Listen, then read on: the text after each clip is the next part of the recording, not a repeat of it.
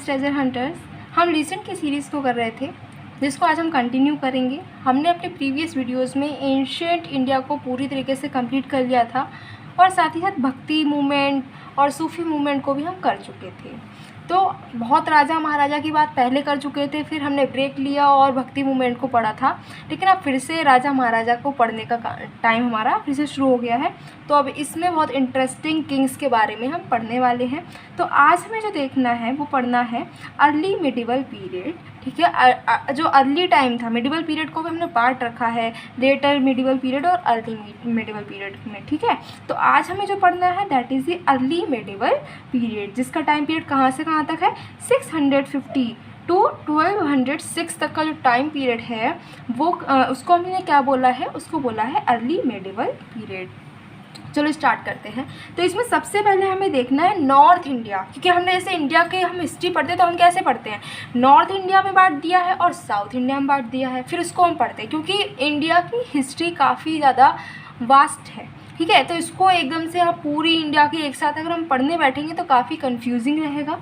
इसीलिए हम क्या करते हैं, जब भी हिस्ट्री पढ़ते हैं तो उसको काफ़ी ज़्यादा पार्ट्स में डिवाइड करके पढ़ते हैं। जैसे हमने पहले भी हिस्ट्री को डिवाइड कर रखा है ancient, medieval and modern history में, उसके बाद वर्ल्ड हिस्ट्री अलग से हम पढ़ते हैं। ऐसे ही जब इंडिया की हिस्ट्री पढ़ते हैं तो हम नॉर्थ इंडिया की हिस्ट्री अलग पढ़ते हैं और साउथ इंडिया की हिस्ट्री अलग पढ़ते हैं, राइट। तो अब यहाँ पर सबसे पहले हम क्या देखने वाले हैं कि जो अर्ली मिडिवल पीरियड था उस टाइम पर नॉर्थ इंडिया में कौन कौन से किंग्स थे जिन्होंने रूल किया था। तो जब नॉर्थ इंडिया में अर्ली मिडिवल पीरियड में जो मेजर किंग बनकर जो आई थी, जो डायनेस्टी निकल के आई थी, वो था राजपूत डायनेस्टी जो थी, उन्होंने जो रूल किया है वो काफ़ी ज़्यादा लंबे समय तक उन्होंने रूल किया था नॉर्थ इंडिया पर। इसीलिए इस पीरियड को ही मिडिवल जो पीरियड है, अर्ली मिडिवल पीरियड, इसको हम राजपूत पीरियड ही बोल देते हैं, क्योंकि लगभग यहाँ पर जैसे आप देख रहे हो 500 ईयर्स तक, मतलब अंग्रेज़ों ने जितना हम पर रूल किया उससे भी ज़्यादा, उससे लगभग दुगने टाइम तक राजपूत रूलर्स ने नॉर्थ इंडिया पर रूल किया था। इसीलिए इसको हम राजपूत पीरियड भी बोलते हैं, ठीक है।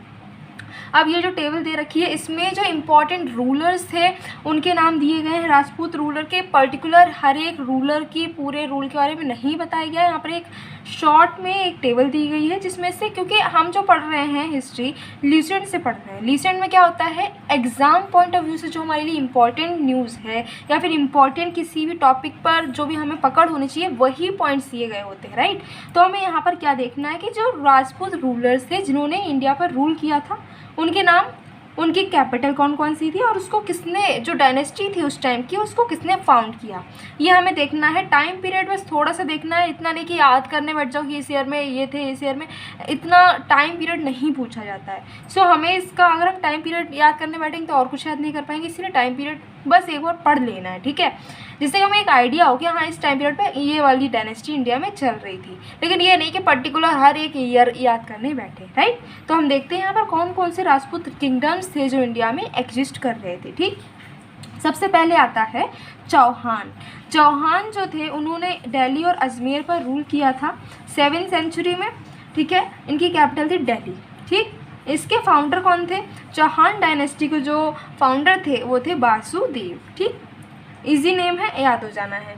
फिर है प्रतिहार जो है वो कहाँ के थे, कन्नौज के थे। इन्होंने कन्नौज को कैपिटल बनाया और इसके फाउंडर जो थे वो थे Nagabhata first. Next is Parmar of Malwa. जो परमार ऑफ मालवा हैं उनकी जो कैपिटल थी दैट वाज उज्जैन और इसके फाउंडर थे श्रीहर्षा, ठीक। फिर है चालुक्य जो कि कठियावर के थे और उन्होंने अनिहलवादा में अपनी कैपिटल बनाई थी और इसके जो फाउंडर थे वो थे Mulraj first. Next is Rashtrakuta of Malkhand. उनकी कैपिटल कौन सी थी, मालखंड, और इसके फाउंडर कौन थे, डांटी दुर्ग जो है, इनके बारे में हम आगे और अभी डिटेल में पढ़ने वाले हैं। नेक्स्ट इज चंदेला थे, उनकी कैपिटल कौन थी, खजुराहो, और इसके जो फाउंडर थे वो थे नानुक चंदेला। नेक्स्ट इज कालचुरी या फिर हाईहया ऑफ छेदी। इनकी जो कैपिटल थी दैट वाज त्रिपुरी और इसके फाउंडर थे Kokala first. Next is Rathore of Kannauj. ये इसकी कैपिटल थी कन्नौज और इनके फाउंडर थे चंद्रदेव। नेक्स्ट इज तोमर जो है उनकी कैपिटल थी दिल्ली का। इसके फाउंडर अभी भी इसमें कोई डिटेल ज़्यादा पता नहीं है।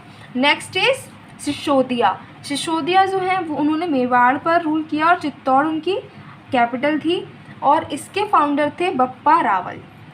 अब ये तो हमारी टेबल है जिसमें हमें मेन जो मेजर है नाम वो याद करने, जैसे कि यहाँ पर चौहान, फिर यहाँ पर प्रतिहार जिसको हम आगे डिटेल में पढ़ने वाले हैं, फिर परमार, और यहाँ पर हमें याद करना है तोमर एंड राठौर।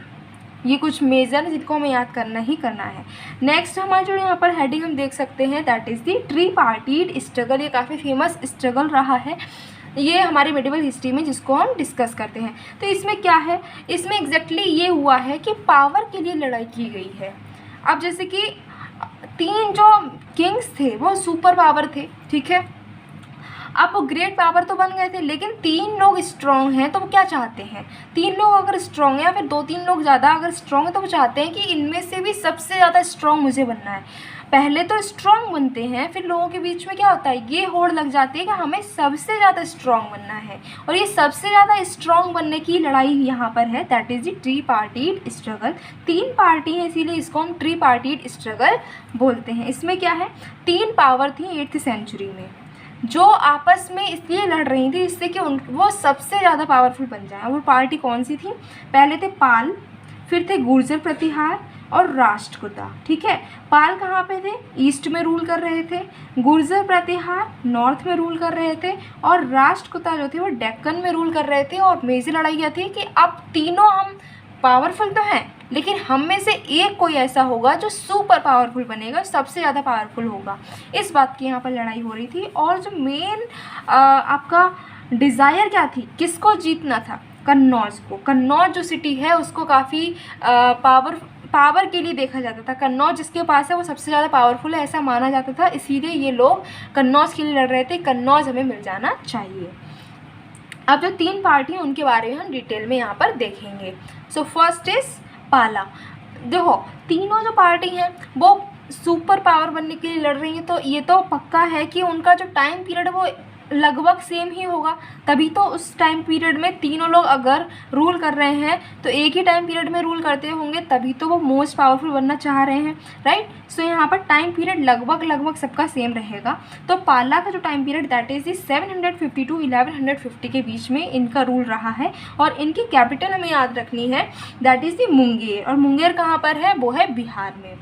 अब इसके फाउंडर कौन है ये भी याद रखना है, तो गोपाला। ये तो काफ़ी इजी रहेगा याद करने के लिए क्योंकि पाला से ही गोपाला यहाँ पर बन रहा है। सो गोपाला है जिन्होंने कि पाला अम्पायर को 750 में फाउंड किया था।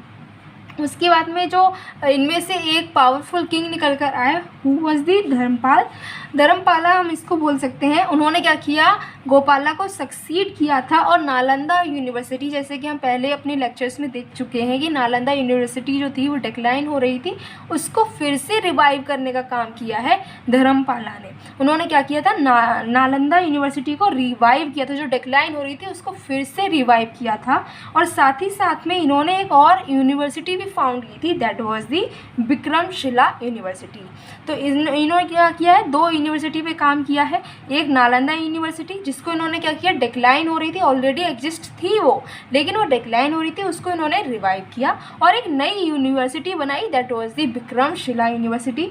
और ये दोनों यूनिवर्सिटी कहाँ मिलेंगी, बिहार में, क्योंकि ये रूलर कहाँ के हैं, बिहार के हैं, राइट। फिर पाला डायनेस्टी जो है उसको नई डायनेस्टी ने सक्सीड किया था that was the Sen dynasty. और एक जो यहाँ से क्वेश्चन बनता है that is about the Jaydev.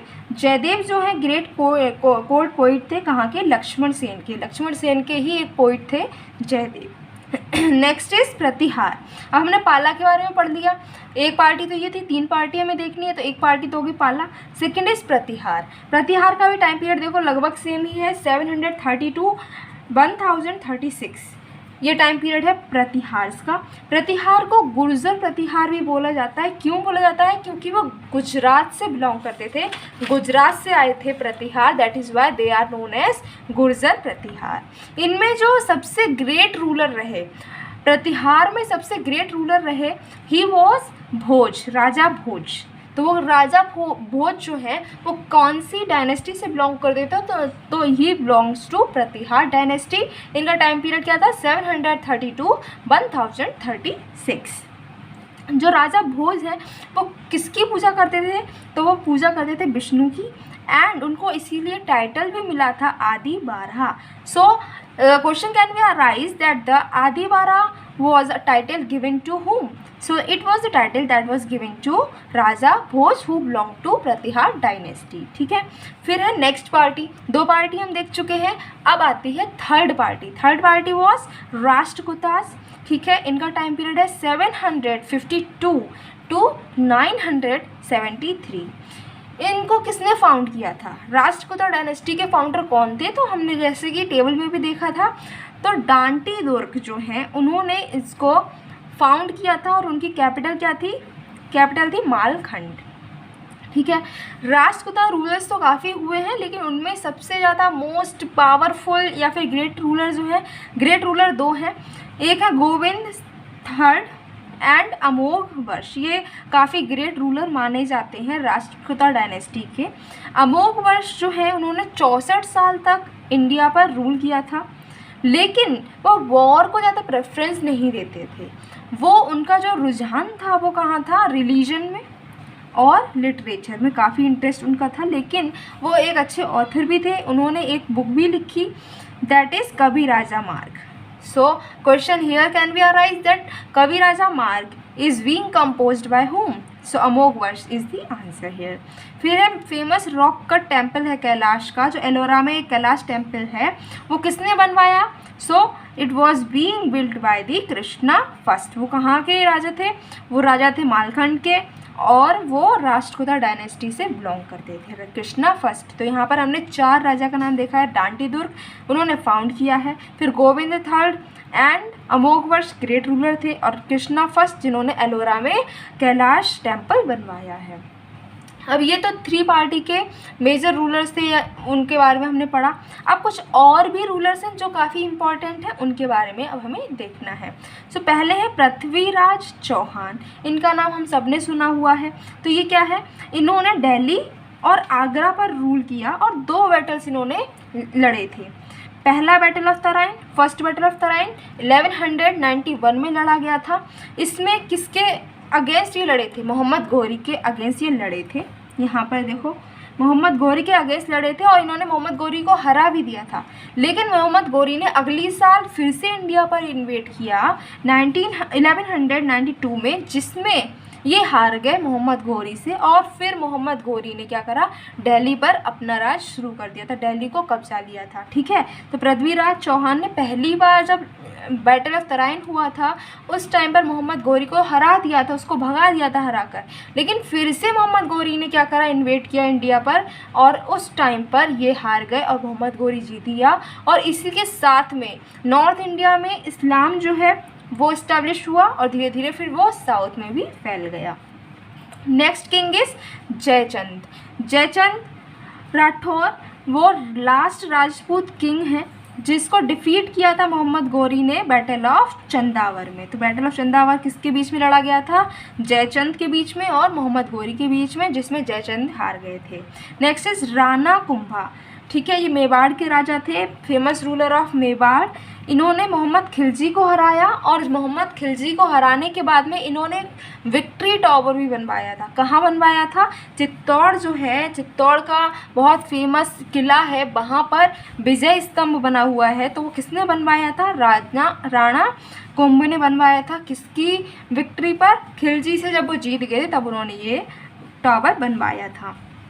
और भी जो मेवाड़ के राजा हैं, जैसे कि राणा संग एंड राणा प्रताप, ये दोनों भी काफ़ी ग्रेट रूलर रहे। फिर जो राजपूत किंगडम है उसकी कुछ फीचर्स होंगे। क्या फीचर्स थे ये देख लेते हैं। तो कंट्री जो है उसमें इन्वेजन्स नहीं हुए हैं, लेकिन फॉरेन जो हमारा कांटेक्ट था, फॉरेन से हमारा जो भी ट्रेड हो रहा था या फिर और कॉन्टेक्ट्स थे, वो कॉन्टेक्ट्स ख़त्म हो गए थे। ठीक है, कास्ट सिस्टम काफ़ी रिजिड हो गया था। राजपूत काफ़ी प्राउड वॉरियर थे। एंड कल्चर के फील्ड में अगर बात की जाए तो राजपूत पीरियड में काफ़ी सारे किले बने हैं, काफ़ी सारे मंदिर बने हैं, जैसे कि खजुराहो, खजुराहो में मंदिर बने हैं, लिंगराज टेम्पल बना है, सन टेम्पल बना है, जगन्नाथपुरी पर टेम्पल बना हुआ है, एंड दिलवाड़ा टेम्पल जो राजस्थान में वो भी इसी टाइम पर बना है। अब ऐसा है कि राजपूत पीरियड इतना अच्छा रहा है, वो इतने प्रतापी राजा रहे हैं, तो उनका जो पीरियड है ये रूलर्स डिक्लाइन क्यों होते गए, ये पीरियड ख़त्म क्यों हो गया, क्या रीजंस थे? तो रीजंस ये हैं कि उनके बीच में यूनिटी नहीं थी, दूरदर्शिता नहीं थी। वो ये नहीं सोच रहे थे कि कल क्या होगा, वो बस इतना देख रहे थे आज हमें ये काम करना है, आज आज आज बस आज देख रहे थे, लेकिन कल का वो सोचते ही नहीं थे। फोर साइडेडनेस की कमी थी, कास्ट सिस्टम बहुत रिजिड कर रखा था, मिलिट्री ऑर्गेनाइजेशन में कुछ डिफेक्ट्स थे, जिसकी वजह से राजपूत जो पीरियड है वो डिक्लाइन हो गया। तो यहाँ पर हमने आज नॉर्थ इंडिया में जो मेडिवल पीरियड है वो हमने कवर किया है, और कल हम इसको साउथ इंडिया में कौन कौन से रूलर्स थे जिन्होंने इंडिया पर रूल किया है मेडिवल पीरियड में, वो हम देखेंगे। सो गाइस, आई थिंक आपको ये सब क्लियर हुआ होगा। अगर कोई डाउट है तो आप कमेंट बॉक्स में कमेंट कर पूछ सकते हैं, आपका डाउट क्लियर कर दिया जाएगा।